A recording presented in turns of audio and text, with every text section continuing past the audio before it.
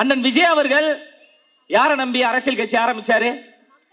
மக்களை நம்பி, உங்களை நம்பி, தாய்மார்களை நம்பி, இளைஞர்களை நம்பி தமிழ்நாட்டில் மிகப்பெரிய ஒரு மாற்றத்தை உருவாக்க வேண்டும் என்கின்ற நோக்கத்தோடு தன்னுடைய உச்சபட்ச அதிகாரத்தை, தன்னுடைய உச்சபட்ச இடமான சினிமாவில் நம்பர் 1 என்கின்ற இடத்தை வேண்டாம் என்று தூக்கி எறிந்துவிட்டு உங்களுக்காக உழைப்பதற்கு நான் வருகிறேன் என்று தியாக உணர்வோடு வந்த தலைவர் அண்ணன் விஜய் அவர்கள். நேரடியாக நம்மளை எதிர்கொள்ள முடியல. கோட்பாடு ரீதியாக, கொள்கை ரீதியாக, சித்தாந்த ரீதியாக பதில் சொல்ல முடியாத தீய சக்தி திமுக அவருடைய தனிப்பட்ட வாழ்க்கையை, பர்சனல் வாழ்க்கையை பேசிக் கொள்கிறாங்க. திமுக கட்சியை சார்ந்தவர்களுடைய பர்சனல் விஷயத்தை பேசினோம் என்றால் நாத்தடிக்கும். பேசுவோமா? ஐயா ஸ்டாலின் அவர்கள் குறித்து பேசுவோமா? துணை முதலமைச்சர் திரு உதயநிதி ஸ்டாலின் அவர்களுடைய தனிப்பட்ட வாழ்க்கை குறித்து பேசுவோமா? பேசுவதற்கு தயாராக இருக்கிறோம். என்னப்பா பால்டாயில் நான் சொல்றீங்க?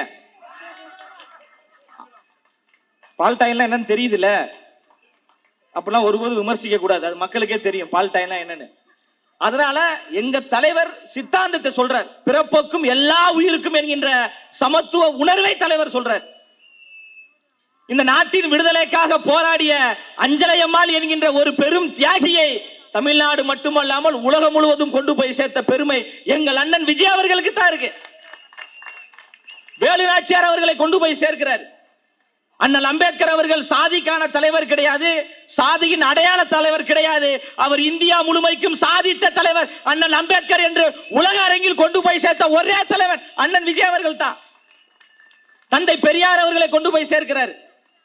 ஐயா கர்ம வீரர் காமராஜர், நேர்மையின் அடையாளமாக இருக்கக்கூடிய காமராஜர் அவர்களுடைய கொள்கைகளை, சித்தாந்தங்களை மக்கள் மத்தியில் கொண்டு போய் சேர்க்கிறார்.